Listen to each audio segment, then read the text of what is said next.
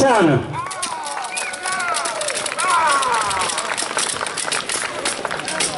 Rytíř Jiří Stanislav z Landenbergu.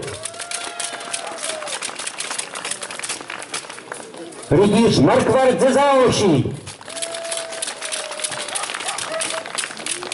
Rytíř Černý Ogres.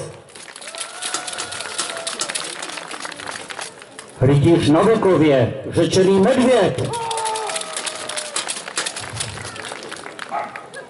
Urozený pan Martin, Řečený golem. Urozený pan Tomáš. Urozený pan Antonín. Urozený pan Martin, držitel panství na Tečicích. Rytíř Tibor z Cimburka.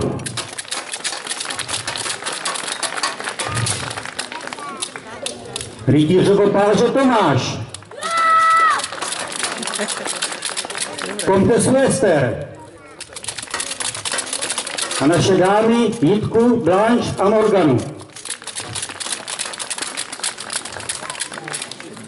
Uvidíte meče, uvidíte kopí, uvidíte štíty, uvidíte dýky a spoustu dalších zbraní, sekery, palcáty, ale především uvidíte udatná srdce našich pánů rytířů, pro něž je velikou ctí a slávou meč z rukou paní purkrabí vybojovati.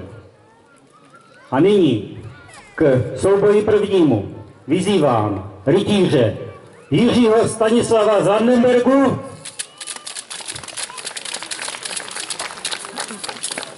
a proti němu postaví se rytíř Jošek z Říčan.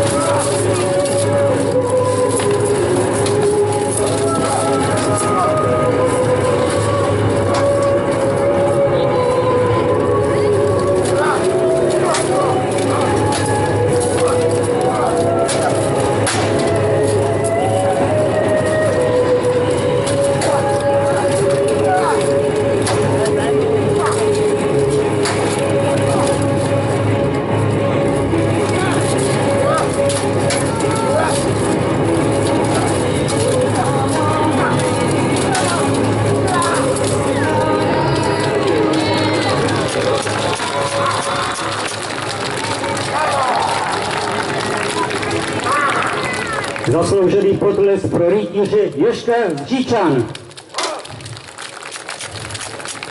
Čest pro Jiřího Stanislava z Landenbergu.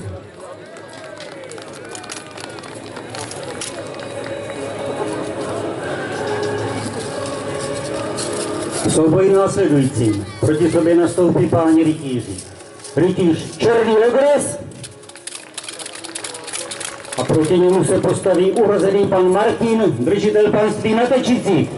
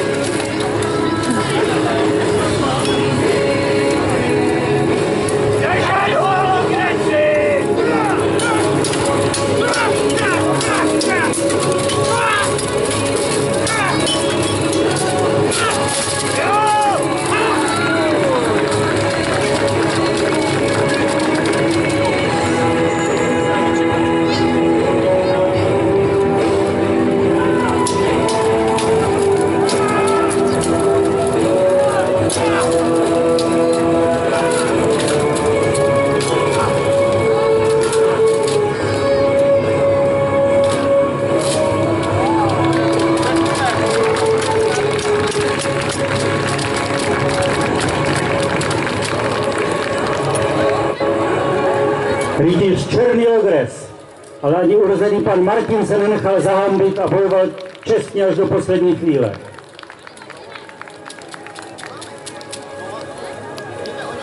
V souboji následujícím potká se rytíř Stibor Cimburka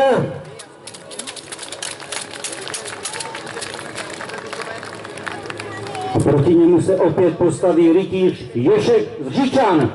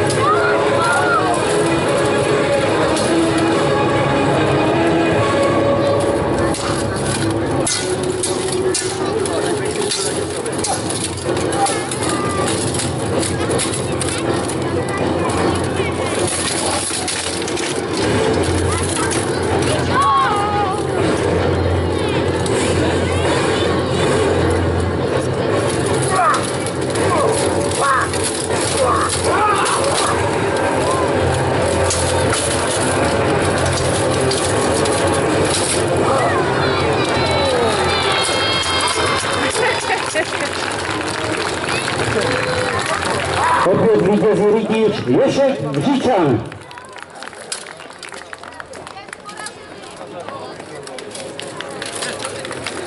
Nejen zkušení páni rytíři, ale i budoucí mladí pánové, co se rytíři teprve stanou, až se budou mít bojové ostruhy. Proto nyní se představí urozený pan Martin, řečený golem, a proti němu postaví se urozený pan Tomáš.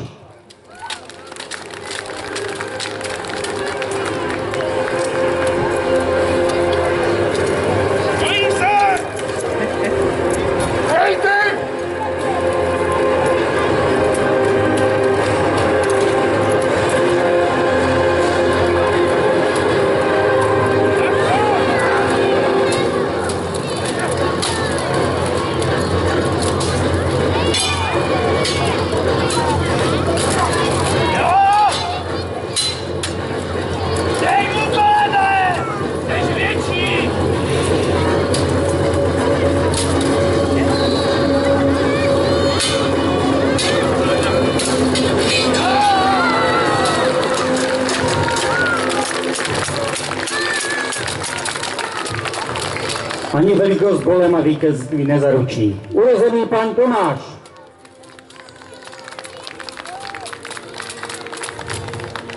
Souboj následující proti sobě nastoupí rytíř Markvar ze Záloší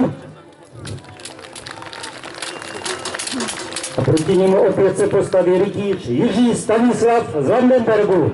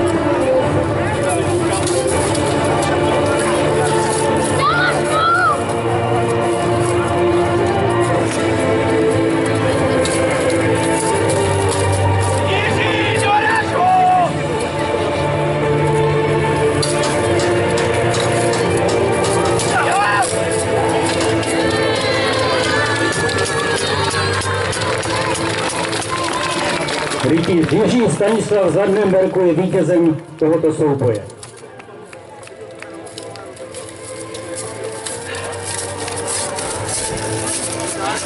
Souboj následující. Opět na koupliště se představí urozený pan Martin, držitel panství na Tečicích, a proti němu si reputací zajisté opraví rytíř Stibor z Cimburka.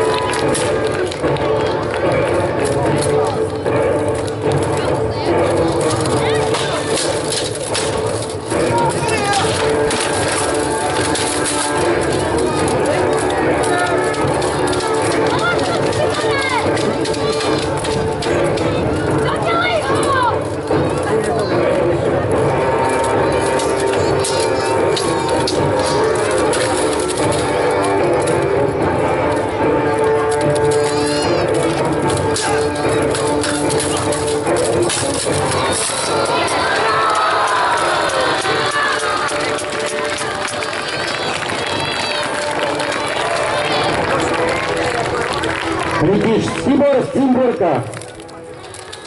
Už jsem měl obavy, že krev poteče, ale urozený pan Martin je odolným bojovníkem.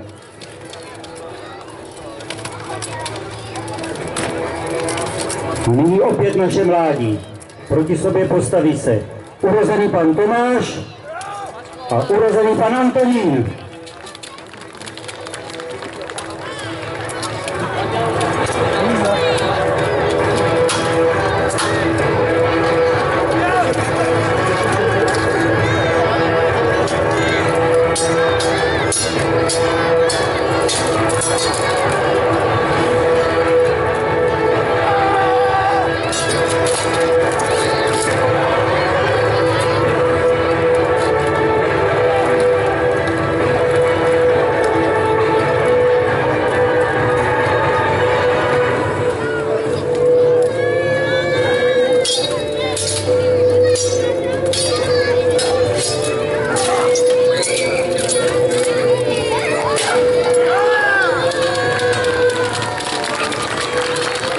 Vítězem stává se urozený pan Tomáš. Nedobíjet prosím svého soupeře.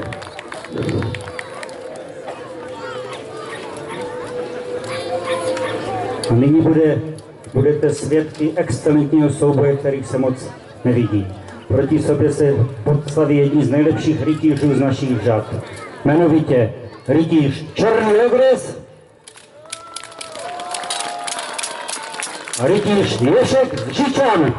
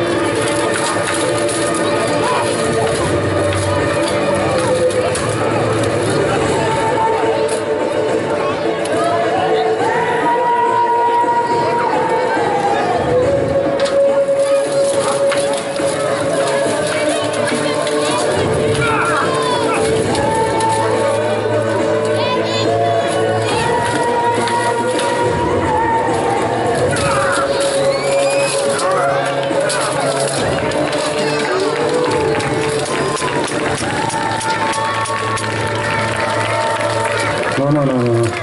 Rytíř Černý Logres.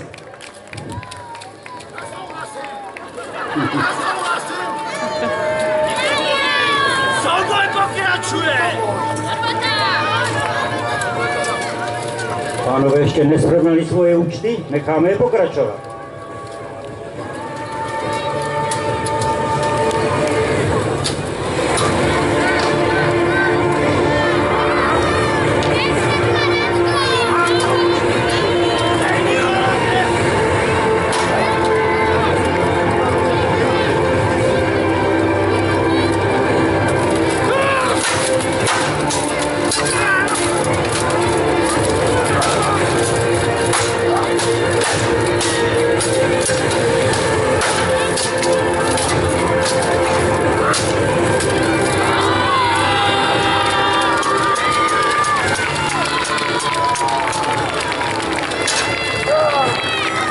Rytíř Ješek z Žičan. Ale velký potlesk je pro rytíře Černého Logrese.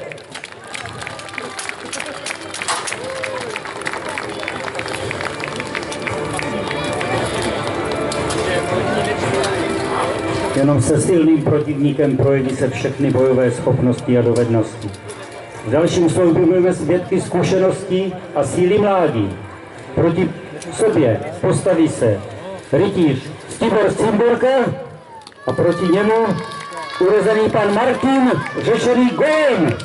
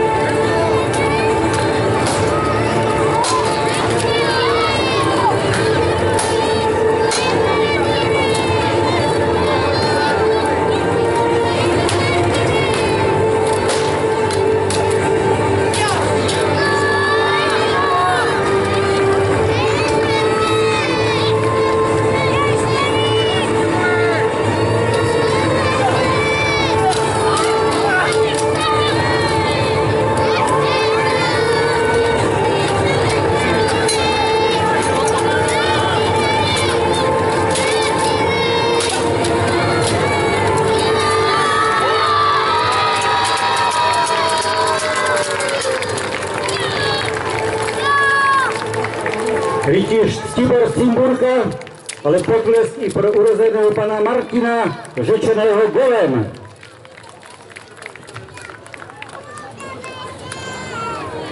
Nemám to vážit!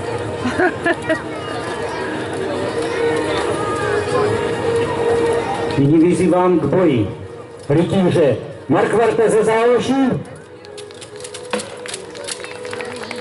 Proti němu postaví se rytíř na Vlkově, řečený Medvěd.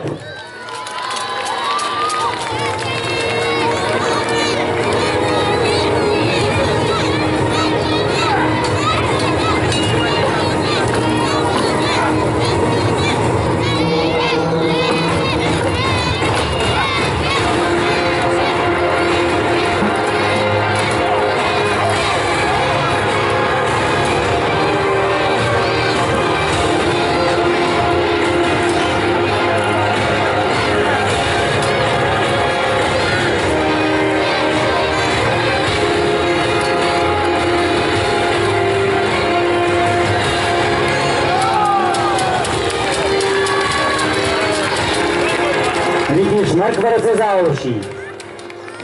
A pak, že nejde porazit medvěda. Jde. Možná přidáme zkušenosti na Slovensko, kde teď s nimi bojují trošku z medvědy po lesích. Jste svědky toho, že jednou vyhraje ten, či onen rytíř. Ten udatný pán, či jiný pán. Ale vítěz může být jenom jeden. A meč pro vítěze máme taky jenom jeden. Musím pány rytíře vyzvat k boji závěrečnému, kde všichni v kolbě dnešní utkají se, aby konečný vítěz vzešel a mohl mu být předáno od paní purkrabí slavnostní meč, který je určen pro vítěze dnešního turnaje. Páni rytíři, připravte se k boji závěrečnému, kolbiště je vaše.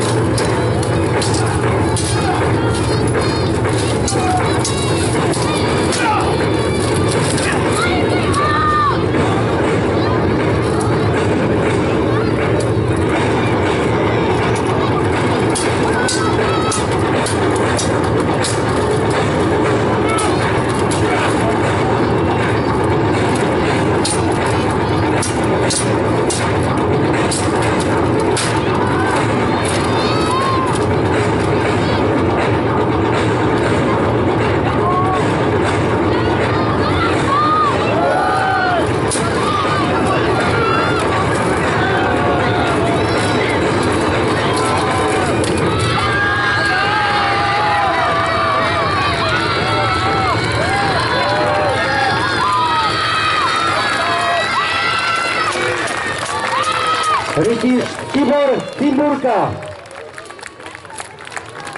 Potlesk pro vítěze turnaje dnešního. Páni rytíři, prosím, povstaňte, abyste svědky slavnostního aktu mohli být.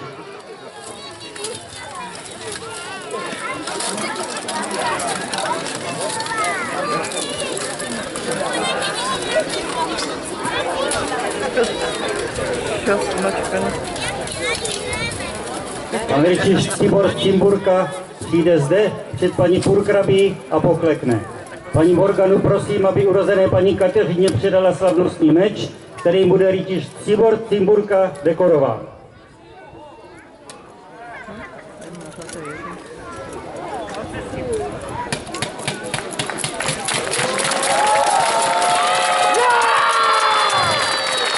Potlesk pro rytíře Ctibora Cimburka.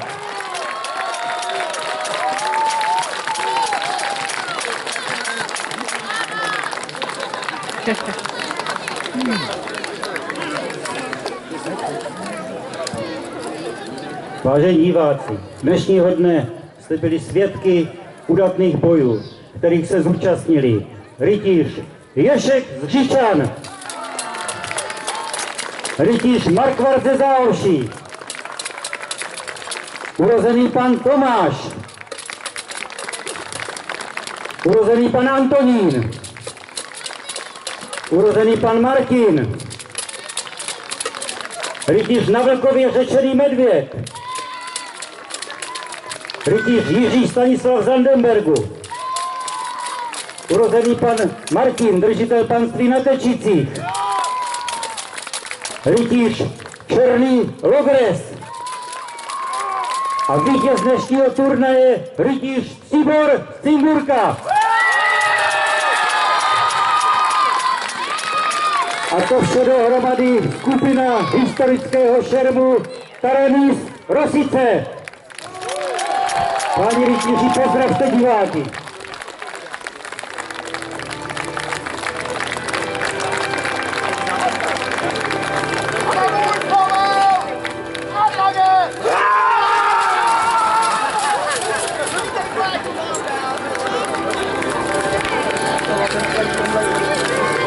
Děkujeme za pozornost a bude nám ctí a jest možnost, pokud někdo ze zde přítomných bude pro sebe či pro své děti s našimi pány rytíři chtít digitální obraz vymalovati, zůstaneme zde chvíli k dispozici a je možné přijít k našemu stanu a zvětšit se na památku s vítězem či s jiným rytířem, který dnes čestně na našem kolbišti bojoval. Děkujeme! A já bych chtěl taky poděkovat jak rytířům z Taranis, tak i dalším zde přítomným. A nyní bych vás poprosil, ať se odeberete do útrob hradu, vychutnávat zdejší krásy, hlavně v podobě medoviny. Takže děkuji a pro vás samozřejmě program bude pokračovat. A to přibližně, máme to psané ve 2 hodiny, ale asi začneme později, vzhledem k tomu, že 2 hodiny budou za 5 minut. Takže něco po druhé bude program pokračovat dál, a to vystoupení skupiny šermu Barbaři a vystoupení se uskuteční v Hradní Motě. Takže kdo chce vidět další šerm, skupina Barbaři, tak cca něco po 2 hodině v Hradní Motě. Samozřejmě dál můžete procházet hrad, v horní části hradu jsou pro vás připravené nějaké aktivity, nebo hlavně aktivity pro děti, jsou tam ukázky nějaké kuchyně, je tam ukázka tkalcovství, takže můžete se podívat, jak to tenkrát fungovalo, na cokoliv se zeptat.